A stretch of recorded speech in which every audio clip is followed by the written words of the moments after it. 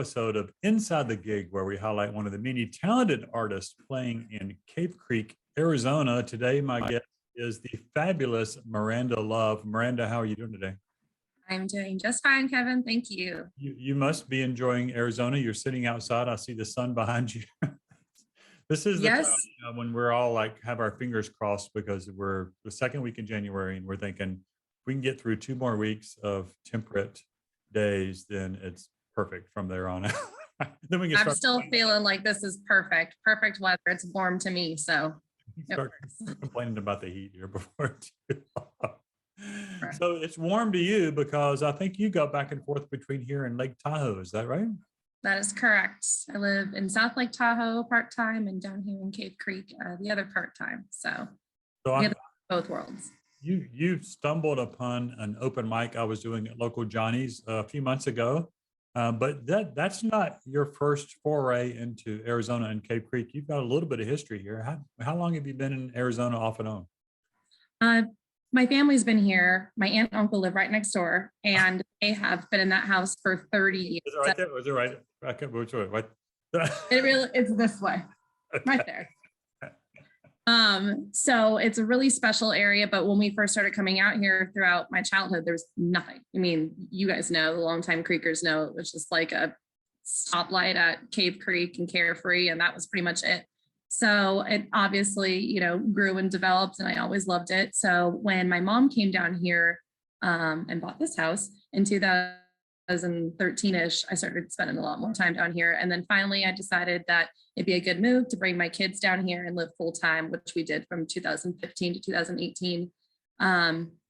Just kind of some changes in the way that the kids were doing things in terms of schooling and stuff. And we had the opportunity to go up to Lake Tahoe. Yes. So I was there, and then the pandemic happened. And a lot of things changed. And yeah, that little thing. A lot of things changed, and now my kids wanted to come back to Arizona, and I don't blame them. It's beautiful. So we're doing the best we can to split time and keep both the best of both worlds going for me. For us. So from what I've gathered over the past couple of months is you spend a few weeks in one place and a few weeks in the other, and kind of back and forth, and you're actively playing in Lake Tahoe and now in Cape Creek. Yes. It's really, I started playing music in Lake Tahoe. That was the first time I'd ever performed outside of my home in any way, shape, or form. So it was really great to be involved in their local music scene, and it made it a lot easier to just know, if you just go to a few open mics and start talking to people, you'll meet some great people and hopefully get some cool opportunities to play places. Yeah, and that's what happened here. I heard you in an open mic, and I'm like, you're a special talent. I'll be honest, and anybody that comes to one of your shows is going to be blown away by your performance and your voice and your stylings of songs. But for people who have never heard Miranda before, how would you describe your style of play? Well, rooted in country, grew up on country music, so that's always going to be present. But I do love divas. I grew up listening also to Celine Dion, and then of course the big country voices. So that to me was Martina McBride and Sarah Evans, a little bit of Faith Hill. But then I also really enjoyed, the folky music, stylings of like Jewel, for example. That was another influence growing up. And then I also like to scream it out like Alanis Morissette. So it just kind of all blended together into what I would probably say really passionate, soulful country music with a little bit of a rock and roll edge. Yeah, it's interesting because I've heard you perform a few times at the open mic at local Johnny's, and I've come to one or two of your gigs, and I would not, I have to go back and look at those videos I took of you, but I would not say country artist at first with you. I mean, I think your style and your mix, it just doesn't come across as country to me. It really comes across more like a singer-songwriter. I think it's probably because you folded in a lot of these other influences into your performance. I'm not saying you're not a great country artist. I mean, I've heard some amazing covers of some country songs, but you know what I mean? It's like I don't want people to think, if I go hear Miranda, it's going to be somebody singing Dolly Parton all night, and I don't get that from you at all. Just one or two Dolly Partons. No, and you're totally right. And I've been really starting to identify, it's just because country is just always, country is so large, and it encompasses a lot of different things like this awesome country does. So really I've been trying to identify or see how I stack up compared to what a lot of people are calling Americana music now.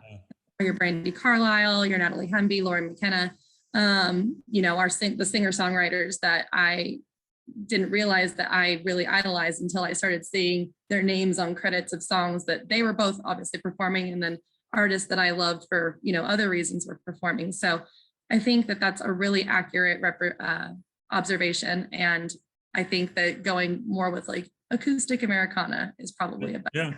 Yeah. And it's all very delightful. I've heard you do some covers. I can't remember. I think last night I recorded you at open mic doing an original. Is that right? Yes, I do write originals. I have about 10 that I work into my set, and I'm trying to write more. I've always written songs, but, you know, writing them for yourself, again, trying to kind of see where you land as an artist, trying to, you know, really pull together songs that have some cohesion and then get an album out at some point. As I keep saying, in God's time, because it's not happening in my time. So talk about that process. Tell me about your songwriting process. A lot of times I've come to realize that it's almost like I can feel it coming up, and this is a terrible way to describe it, but like vomit. Like I'm like, oh, there's something coming. There's a song coming out, and I either grab my phone or I grab something, like, you know. And oftentimes it's when I'm working. I'll be sitting at my computer working, or I'll be you know, doing stuff around the house, and it's like, well, you know, something comes out, and I'm like, oh, okay. You know, it's either a lyric or it's a melody. So it's like this patchwork quilting system. It's like I have to really focus at some point and sit down and be like, okay, lay everything out in front of me, be like, okay, lyric from here, okay, I like this melody line, and, you know, put it together that way. Or sometimes when I'm driving, like a whole darn song will just pop out, and I'm like, okay, record it. And then honestly, the first song I ever released, second song I ever released on Spotify, I wrote it and I had no memory of it, like just none. And I ended up going back during one of those like patchwork quilting sessions. I was going back through some audio that, you know, I'm like, recorded at what time? Like late at night, like April 30th, 2020 or night, whatever it was. I'm like, okay, what? I listened to it. I'm like, this is the whole dang song. Like start to finish, like the melody is going, I'm playing guitar. I have no idea what I'm playing, but I'm playing it, you know. And we ended up taking it to my friend in the San Francisco Bay Area who's been producing me forever. We've been making music together forever. And I was like, can you do something with this? Like, can you interpret what I just did with all these, you know, lyrics and build a song around this? And he was like, absolutely. And that's how we got the song You're Gone From Here. Oh, nice. Yeah. So it's a different way. You know, I admire performers that write songs. I have yet. My wife keeps telling me you need to write music. And DeVito, who plays bass with me, he sees what I write on Facebook, and he's like, "You're writing lyrics." I have no idea what that means, but it's like, I don't know. I guess it's the way I describe things, or the way I think about words, or whatever. But I just you are very eloquent. Like you're very meticulous let's not with get your out words. of control. This is about you, not about me. Just give a little bit back. But you know, I haven't gotten over the fear of writing a crappy song. As a matter of fact, a good friend of mine, I'll give Eddie Roswell credit for this. I told him one time, I said, I'm just afraid that you know, the first 10 songs I write will be like crappy songs. And he just looked There's at me. no crappy songs. Well, he looked at me and he said, "Oh, don't underestimate yourself. You write a lot more than 10 crappy songs." But he worked in Nashville for years and years and years, and you know, to him, it's a process, and I get it. It's like anything in life. I mean, you know, I learned how to juggle in college, and people talk about from a Ringling Brothers clown. Wait, actually juggle? Sorry, I just processed what you. Yeah. So, you know, juggle things, and people talk about how do you, and I said, well, it's like the and people don't get mad at me for saying this, but I'm like, it's the most un-American thing you could learn how to do, because there is no way that you can be good at this in 5 minutes. I mean, there's no microwave oven on the tool set it takes to be a juggler. I mean, you're basically going to have bruises. from hitting your head with juggling pins, because it's going to take you 30 days of Oh my pain. gosh, the pins. I'm even just thinking like Yeah. So happy sack balls or something. You just, and so I recognize that there's a lot of skills that, people come up to you and they say, oh, you're so gifted with it. I'm like, well, no, actually I work on playing guitar and I work on singing, and I've taken vocal lessons, and it's all a skill, right? And I just I haven't been willing to open up that case of songwriter skills. I'm just afraid. Well, you should. You absolutely should. And I think I admire people like you who actually will write songs and then get up in front of strangers and sing your song. That is so good. I don't know to be afraid of that yet. I guess I never really, it's just singing just the only thing that I've ever identified as being true for myself. A lot of things have changed. I was horse obsessed as a child. I still love horses, but I don't have them anymore. I kind of, I don't know, outgrew it, or I wanted to take a break from horses. So I did that around 16, 17, stupid, but, and then it was just kind of like, life evolved from there. And, as God would have it, a couple of years later, I ended up having kids, and, that was my focus and stuff. So singing's like the one thing that just really stuck through. And when it's inside of you, and I think this is true for any sport or talent or hobby or, anything, it just is. It's just so interwoven into the fabric of who you are as a person, and that it's almost incredibly, sadly easy to lose and ignore because you'd almost take it for granted.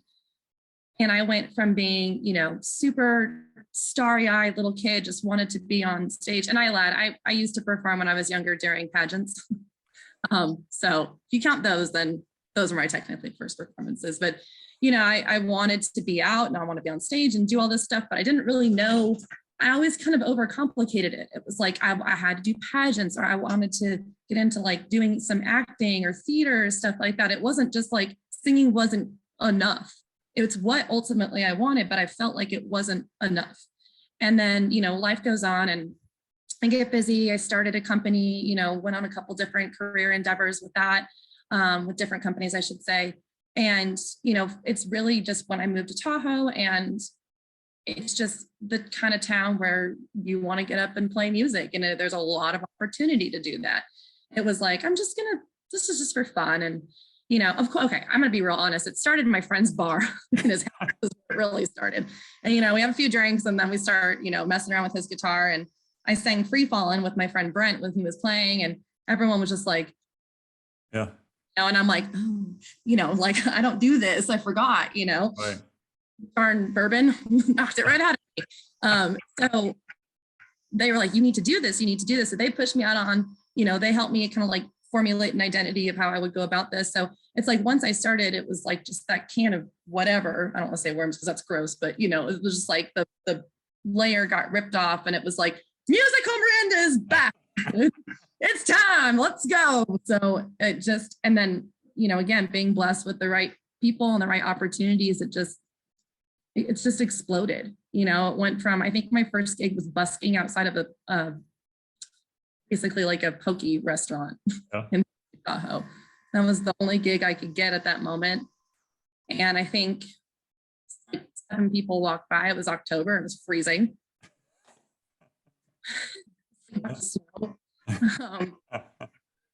Yeah, I think like 7 people walked by, made like $30 in tips. Yeah.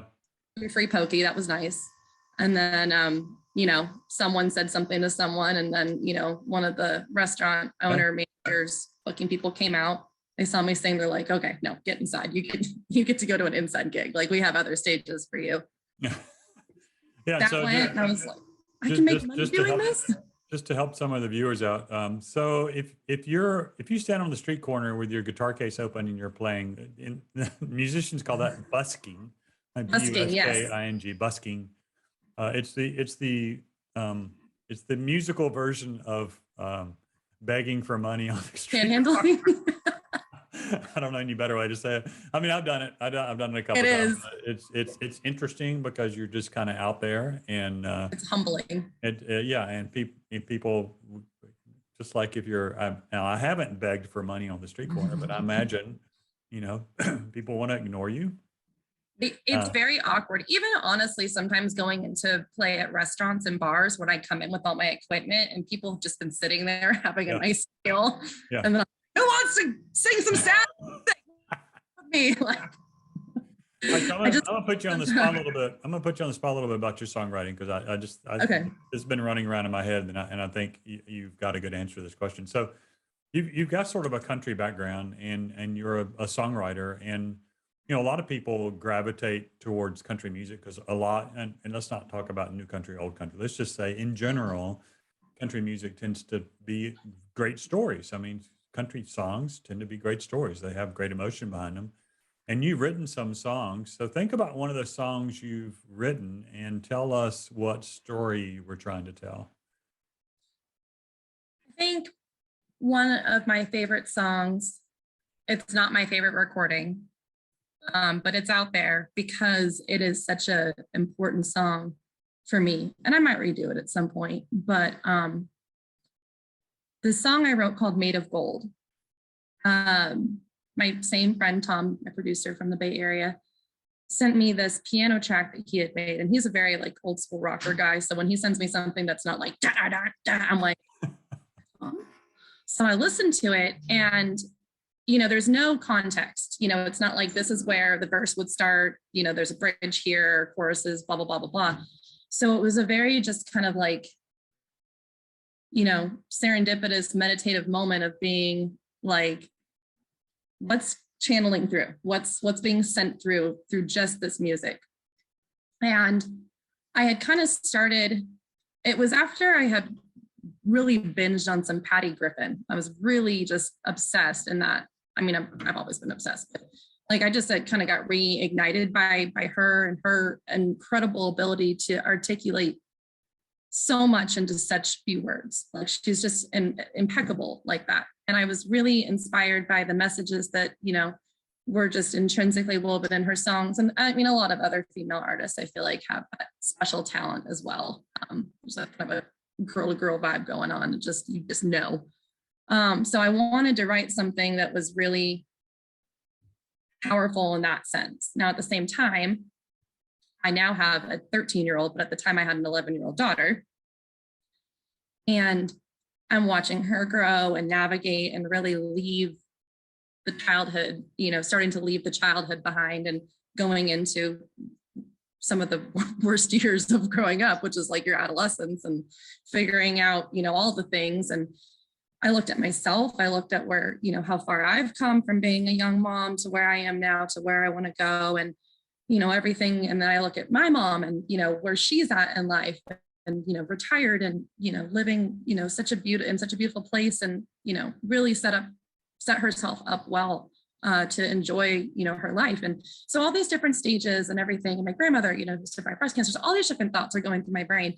And I realized that there was all this greatness within women, especially those in my family, because that's what I was thinking about in the moment.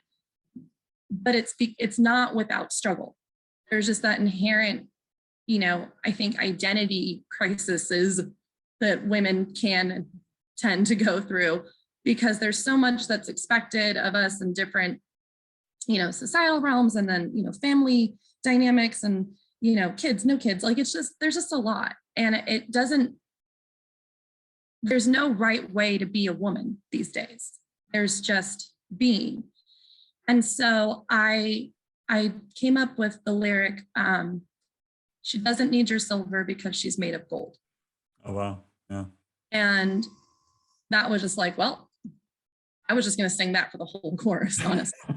Tom convinced me to enter in a couple of other words. So, you know, it just kind of started opening up from there. And I wrote all of that, all the lyrics that, you know, are about movement, change and growth and evolving and, you know, getting larger and then, you know, your world getting smaller and all this different stuff. It doesn't change the internal value that you have. And so it's always reverting back to realizing and holding on to the fact that you're made of gold. And for me, that was the best way that I could express to all the women in my life how much I love them and just be like, you know how much I love you? Listen to my song, you know, like just always remember that. So then I got the idea as we were listening to it, it's fading out. And again, it's not my favorite recording, but I did it even on a great vocal day. I wasn't feeling very well. It was like first thing in the morning. But I wanted to put it out there because of how raw it was, you know, and like just get it out there again if I want to redo it later. But as we finished the recording, there's just kind of this trailing off part. And my daughter was in the room and she's saying, she's going to kill me. Not that I don't know if she would ever see this, but she's got a beautiful voice but she does not like to sing in front of other people. Hopefully that'll change. We're working on it. But she still has her sweet little kind of high pitched voice, but, you know, it's really sweet and cute at that point as well. She hadn't really changed vocally so much yet. And I asked her if she would sing the last few words, you know, the last few iterations of She Doesn't Need Your Silver, She's Made of Gold. And I remember she was sitting on the stool at the counter and she looked at me and she just gave me that, like, I don't want to do this, but this is really important. I know that this is a big thing that you're asking me. And you could just see all of that register. And she goes, okay, I'll do it. For like maybe 7 seconds of consideration. Like she just recognized right away and knew. And she put her headphones on and, you know, it's challenging to record. You know, I remember when I first started, I would get so frustrated. I'm like, I sound like that. I sound terrible. Like, why is this not sounding the way I think it is? And all this different stuff. So I was kind of prepared for her to struggle through it. I think she did it in maybe 2 or 3 takes. Like this, Wow. Sweet. It's on pitch. It's beautiful. And it made the whole song. Like I would send it to people when it first was done and, you know, my family and friends, and they would be like, yeah, it's a great song. But when Avia comes in at the end, like game over, it's done. Like Miranda who? She just made that whole song. I was like, I know, right? So I'm really proud of that one. And I almost like don't believe that happened, that we did that, because it's just, you know, I think it's just ultimate pride. I'm like, that is so cool. I'm so thank you, God, like for letting me channel that thought process and make this happen. And, you know, for Tom to have like, you know, the premonition that he did to arrange, you know, and compose tracks that brought that out. Like, it's just such a beautiful aligning of all the things, you know, the universe, like here for you. And that just feels so good. That's fantastic. So I know the people are going to flock to the grotto tomorrow afternoon at 2:00, Friday afternoon, the 14th of January, to hear you. I'm guessing you're going to sing this song tomorrow. I'm hoping you're going to sing. I will sing the song. I'm going to do, I think, an entire original set. Oh, cool. I know that's, I mean, I might change my mind because that's a little adventurous, but I'd really like to, especially now that I've got, you know, a good chunk of performance ready songs, you know, that aren't just like half baked, you know, open mic type of things. Right. I'm really excited to just see how that, it's just cool to look out and see someone like, they don't know the song, but they're like, okay. Yeah. Well, Listen, you know, I've heard, I think I've heard several of your originals over the course of open mics and gigs, and they're all great songs. So, you know, when people, I tell people at open mic, I probably told you this, nobody's paying attention. So sing whatever you want to sing. It's good music. That's not entirely true. There's certainly a lot of people that come to Grotto and other places that are there for the music, but as a performer, you know, anything you sing is going to be well received. So I'd say play what you want to play. You're doing it right, and people in Cape Creek should run out to see you play somewhere before you get so big that we have to all buy tickets. Thank you. I would love to see all the people of Cape Creek come out and hang out. It'll be a good time. Yeah. So Miranda, thank you so much for spending a little bit of time with me. And I tell you, that is a great story. I will pay close attention to that song the next time I hear it. Maybe I can get it on video tomorrow and I can post it for everybody. That sounds good. Miranda Love at the Grotto on Friday, January the 14th. Music is 2 to 5 p.m. at the Grotto, Friday, Saturday, and Sunday. She will be there on Friday. Thank you so much for spending part of your day with me. Thank you. I appreciate it. Thank you, Kevin.